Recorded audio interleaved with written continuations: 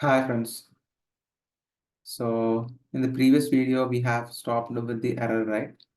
Why? Because the source is not correct. So the source, you can find different types of source in the Google. So you have to just find the right source in jQuery and you just have to print it, like you have to paste it here. So I have found the correct URL, the source thing, and I have just pasted here and I just have executed this and and it is working. So just press the F5. So I hope you understand all these things. Just press F5. Let's press F5. Or you can go to here, run, start debugging. So debug anywhere as click on cancel or click on F5. So now see here.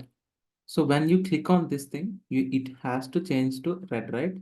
See, change to red. It changed to red. So this is how we can execute jQuery programs.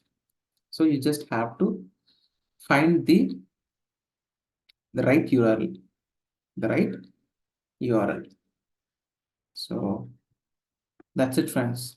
I hope you understand this simple jQuery program, and don't worry about this, how we have written all these things.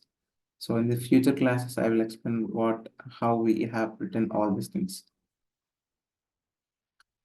So I hope you understand all this program.